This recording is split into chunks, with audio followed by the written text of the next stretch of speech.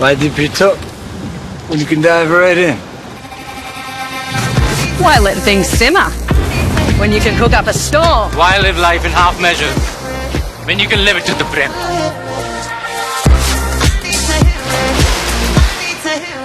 PSC chairman ఎన్నికపై ఉత్కంఠ కొనసాగుతోంది. వైసీపీ నుంచి ఎమ్మెల్యే పెద్దిరెడ్డి సహా ముగ్గురు ఎమ్మెల్సీలు నామినేషన్ వేశారు. ఇక కూటమి నుంచి 9 మంది ఎమ్మెల్యేలు, ముగ్గురు ఎమ్మెల్సీలు నామినేషన్ వేశారు. పీఎస్సీకి ఎన్నికైన సభ్యుల్లో నుంచి ఒకరికి చైర్మన్ పదవి లభిస్తుంది. పీఎస్సీకి ఎన్నిక కావాలంటే అసెంబ్లీలో 20 మంది మద్దతు అవసరం. వైసీపీకి అసెంబ్లీలో 11 మంది మాత్రమే సభ్యుల బలం ఉంది. సంఖ్యాబలం లేకపోవడంతో పెద్దిరెడ్డి ఎన్నికపై ఉత్కంఠ కొనసాగుతోంది.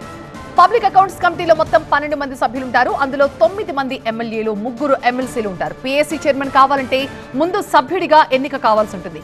అసెంబ్లీ నుంచి పీఎస్సీ సభ్యునిగా ఎన్నిక కావాలంటే 20 మంది సభ్యుల మద్దతు అవసరం. కానీ వైసీపీకి అసెంబ్లీలో 11 మంది మాత్రమే సభ్యులున్నారు. ఈ నేపథ్యంలో పెద్దిరెడ్డి ఎన్నికపై ఉత్కంఠ కొనసాగుతోంది. ఇక మండలి నుంచి వైసీపీ తరఫున 3 నామినేషన్లు దాఖలయ్యాయి. ఈ ముగ్గురులోనూ ఎంతమంది ఎన్నికవుతారన్న దానిపై ఆసక్తి కొనసాగుతోంది. మా అసోసియేట్ ఎడిటర్ ఈశ్వర్ లైవ్ లో జాయిన్ అవుతున్నారు. ఈశ్వర్, ఈ ఉత్కంఠకి ఎప్పుడు తెరపడిపోతోంది, అసలు ఏం జరగబోతోంది?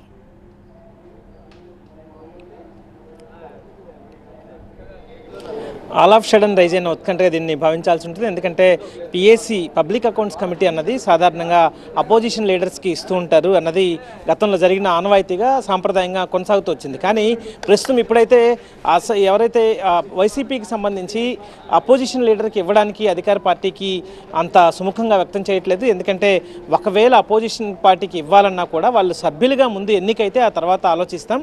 కానీ సభ్యులుగా వాళ్ళు ఎన్నిక కావడానికి వాళ్ళకి కనీస బలం లేదు. కాబట్టి మేము కూడా ఏదైతే బైలాస్ ఉన్నాయో లేకపోతే అసెంబ్లీ లాస్ ఉన్నాయో వాటి ప్రకారం ముందుకు వెళ్ళాలని నిర్ణయించుకున్నామన్నట్టుగా కూటమి చాలా గట్టిగా చెప్తోంది. ఎందుకంటే వైసీపీకి సంబంధించి పెద్దిరెడ్డి నామినేషన్ వేసినప్పటికీ కూడా పెద్దిరెడ్డి అక్కడ పిఎస్సీలో మెంబర్గా కావాలంటే కనీసం 20 మంది సభ్యుల మద్దతు కావాలి. కేవలం 11 మంది మాత్రమే వాళ్ళకు ఉన్నారు. సో ఎట్టి పరిస్థితుల్లో సభ్యులుగా ఆయన ఎన్నిక కాలేరు. కానీ శాసన మండలి నుంచి వాళ్ళకి 2 సభ్యులు వచ్చే అవకాశం ఉంటుంది. కానీ పిఎస్సీ చైర్మన్గా ఎన్నికయ్యే వాళ్ళు అసెంబ్లీ నుంచి మాత్రమే ఉంటారు. సో ఇది అది మొదటి నుంచి ఇదే కన్వెన్షన్ వస్తుంది. అది చట్టం కూడా దాంట్లో బైలాస్లో ఉన్న ఆ నిబంధన కూడా. సో పిఎస్సీ చైర్మన్ పదవి అన్నది కూటమి పార్టీలకే దక్కే అవకాశం ఉంది అన్నట్టుగా చాలా స్పష్టంగా తెలుస్తోంది.